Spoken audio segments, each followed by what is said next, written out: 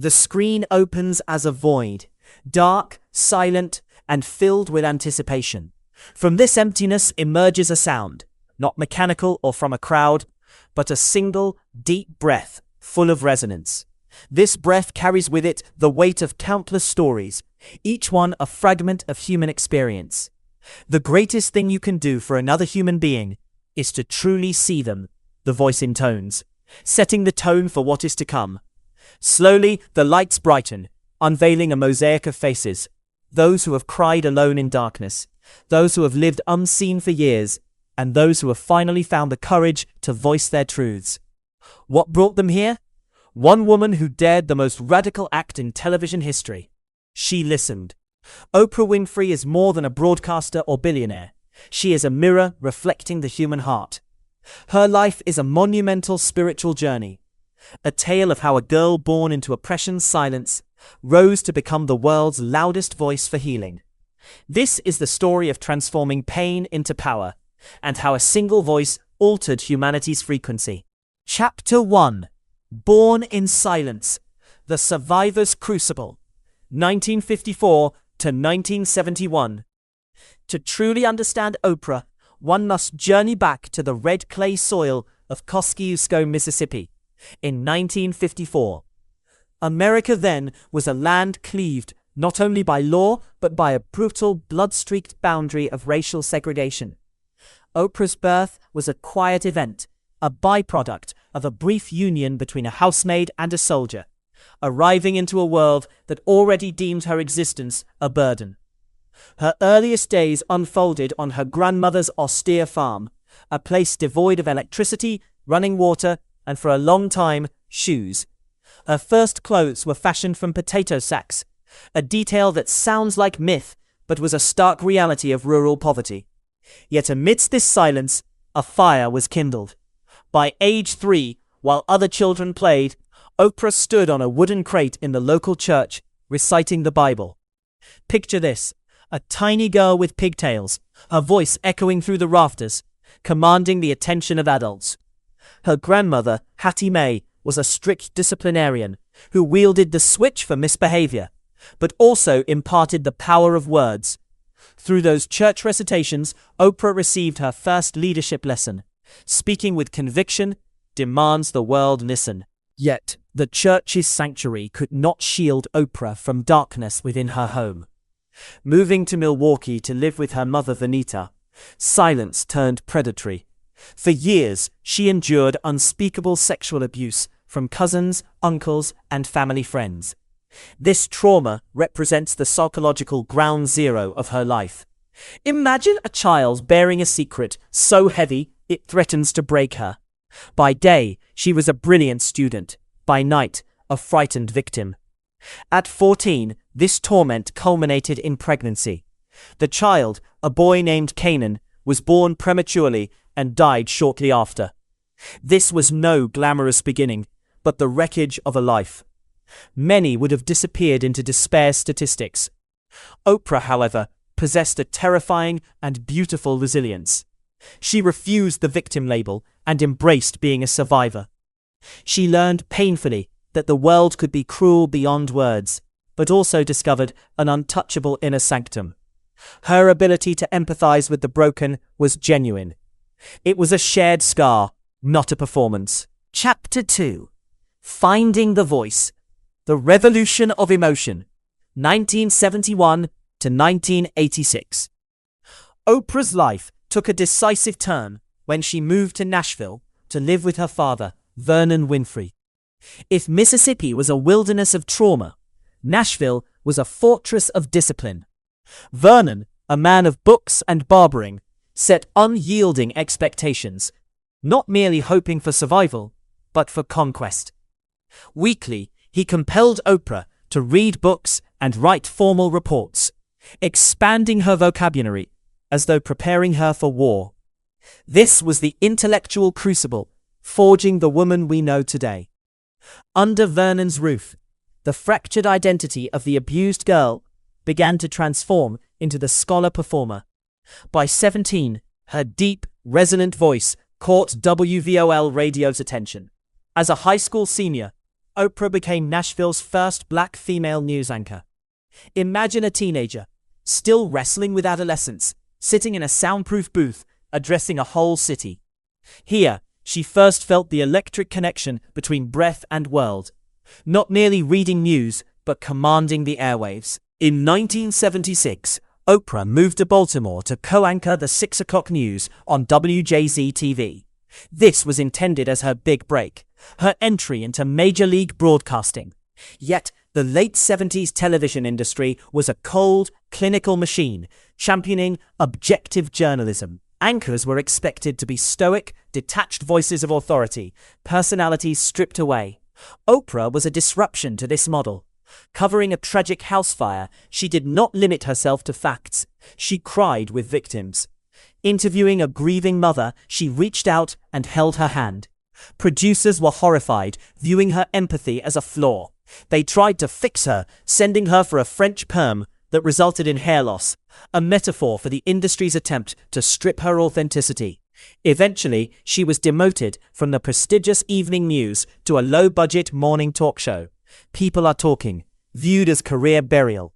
They failed to realize they placed her exactly where she belonged.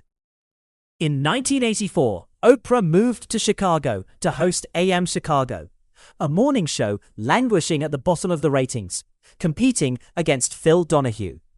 Industry experts predicted failure for a black woman with a big personality in a city marked by racial division. Yet, from day one, Oprah unleashed her magic. She abandoned the news anchor persona and embraced being human.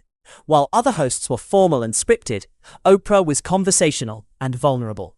She shared her struggles with diets, bad relationships, and body insecurities, turning the television screen into a kitchen table. Rather than speaking at her audience, she spoke with them.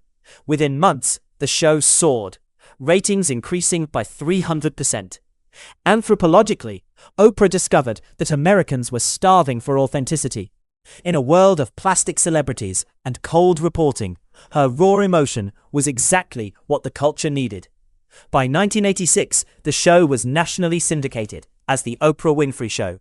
She had found the space where her voice was not a liability, but the most powerful force in media. Chapter 3. The Harpo Revolution. Seizing the Means of Dreaming. 1986 to 2000. By 1986, The Oprah Winfrey Show had become a seismic cultural phenomenon. Yet Oprah recognized a fatal flaw. She was the creative engine, but remained an employee of King World Productions. The magic was hers, but the executives owned the show's future. Mirroring the radical independence of Mary Pickford and Charlie Chaplin decades earlier, Oprah refused to sign a traditional long-term talent contract. Instead, she demanded ownership. She founded Harpo Productions, Oprah spelled backward, not merely a clever name, but her fortress. By 1988, she had negotiated a deal to buy the show and its future rights, becoming the first woman and first black woman to own and produce her own talk show. This tectonic shift transformed Oprah from employee to employer. She moved operations into a massive 88,000 square foot Chicago West Side studio. She wasn't just a face, she was the landlord of her destiny, owning cameras, lights, chairs, and master tapes. In the information age, ownership meant controlling truth. Her billionaire status came not from salary, but sovereignty. Simultaneously, Oprah dismantled the traditional talk show model. The late 80s and early 90s were dominated by trash TV, with shows like The Morton Downey Jr. Show and Geraldo, thriving on spectacle and exploitation. Oprah pivoted radically, refusing the circus. She created a sanctuary. Introducing the confessional style, she understood the human heart's deepest hunger, to be seen and validated. She turned the camera inward, interviewing not just celebrities, but ordinary people enduring extraordinary pain. Topics like childhood sexual abuse, domestic violence, and racial prejudice were brought into the morning light. Oprah did not sit behind a desk like a judge, but leaned forward in a chair, radiating fierce empathy. Her Oprah touch broke television's fourth wall, signaling millions at home that their pain was real and their stories mattered. She transformed private shame into public conversation, leading a national group therapy session that lasted decades. Within Harpo Studios, Oprah cultivated a culture reflecting her values. She surrounded herself with a kitchen cabinet of loyal, brilliant women, including best friend Gayle King and producers like Sherry Salata. She demonstrated that a multi-billion-dollar empire could be run on intuition, emotional intelligence, and radical honesty. Oprah was a mogul unafraid of vulnerability, openly discussing her struggles with weight, self-esteem, and pressures as a black woman in a white-dominated industry. By being real in a plastic world, she forged an unbreakable bond with her audience. This bond became her ultimate economic lever. A book endorsed by Oprah became a bestseller. A product recommendation sold out instantly. This Oprah effect created a trust economy where authenticity was the most powerful brand. Owning her show freed her from advertisers' constraints, allowing honesty to thrive. She had journeyed from childhood silence to an influence capable of moving markets, changing laws, and healing hearts. Chapter 4. The Cultural Oracle. Literacy, Legacy, and the Power of the Page, 2000 to 2015. As the new millennium dawned amid growing digital anxiety and fears over the death of reading, Oprah wielded the world's oldest tool, the book. In 1996, and peaking in the early 2000s, Oprah's book club became the most significant cultural intervention in modern publishing history. This was an anthropological marvel. While viewers sought emotional connection on her show, they hungered for intellectual depth. Oprah used her vast trust economy to revive a distracted nation into readers.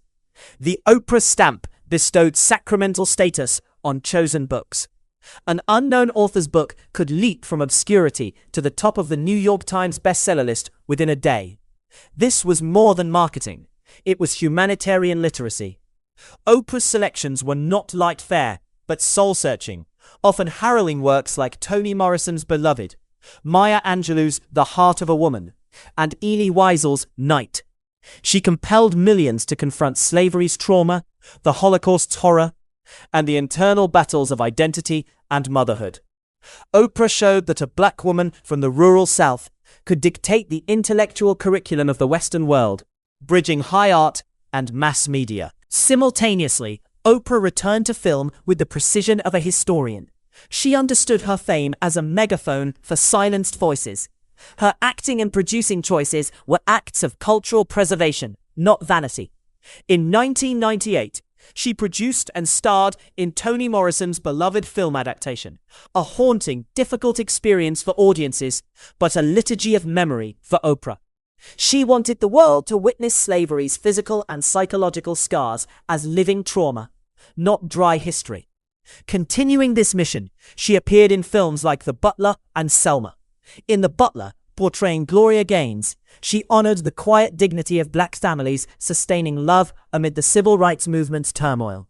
Behind these choices lay a strategy, building a celluloid monument to the black experience. Oprah knew that for a people to have a future, they must first reclaim their past. As executive producer, she ensured black history's pain and triumph received Hollywood's grand stage. She did not merely tell stories, she gave ancestral ghosts a seat at power's table. During this era, Oprah's brand evolved into a holistic philosophy. Moving beyond daily talk shows, she built an aspiration empire. Launching the Oprah magazine, she created a Bible of the Spirit for millions of women. The magazine and subsequent Live Your Best Life tours birthed conscious consumption. Oprah taught her audience to view their lives as works of art.